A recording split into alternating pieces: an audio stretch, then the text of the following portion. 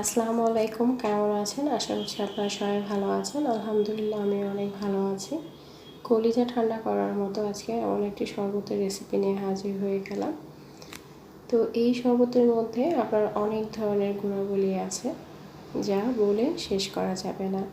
তো কথা না বাড়িয়ে চলে যাচ্ছি মূল রেসিপিতে। প্রথমে আমি একটা বাটিতে এখানে হাফ কাপ পরিমাণ আমি তেঁতুল নিয়ে নিয়েছি। তেঁতুলটা আমি এখানে নতুন তেঁতুল যেটা, সেই তেঁতুলটাই নিয়ে নিয়েছি। তো পুরনো তেঁতুলটা দিয়েও করলে খুবই ভালো হয়। তো হাতের কাছে নতুন বা পুরাতন তেঁতুল থাকলে দুটোর যে কোনো একটা থাকলেই হবে।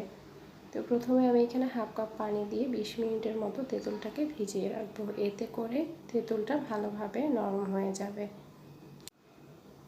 ফিরে এলাম 20 মিনিট পরে। তেঁতুলটা যদি কিছুক্ষণ ভিজিয়ে রাখেন তো দেখা যায় তেঁতুলটা একদম নরম হয়ে যায়, আর এটা চটকে নিতেও অনেক সুবিধা হয়।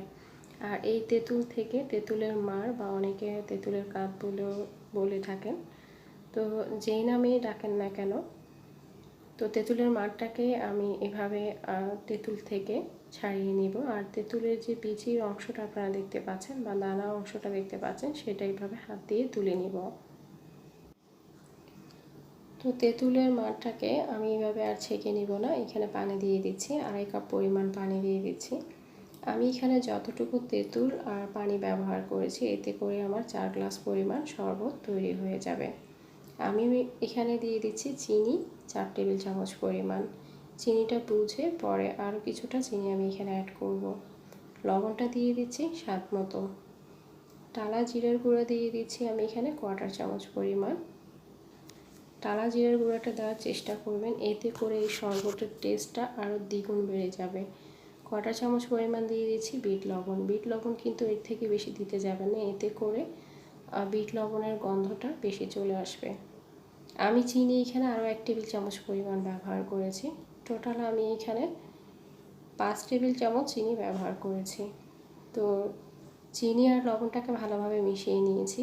এবার একটা স্ট্রেনারের সাহায্যে আমি এই শরবতটাকে ছেঁকে নিচ্ছি।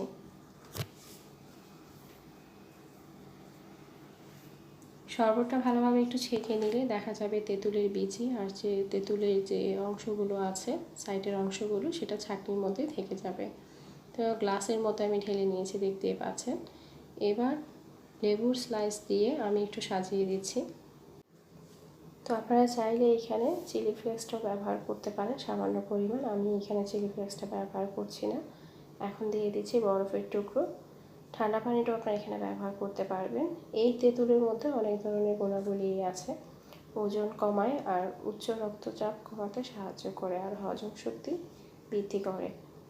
তো আশা করছি আমার আজকের তেঁতুলের শরবতটি আপনাদের সবাই ভালো লাগবে। ভালো লাগলে অবশ্যই কমেন্ট করে জানাবেন কেমন হয়েছে আমার আজকের শরবতের রেসিপিটি। তো আবারও কোনো রেসিপি নিয়ে হাজির হয়ে যাব। সবাই ভালো থাকবেন, সুস্থ থাকবেন। আল্লাহ হাফেজ।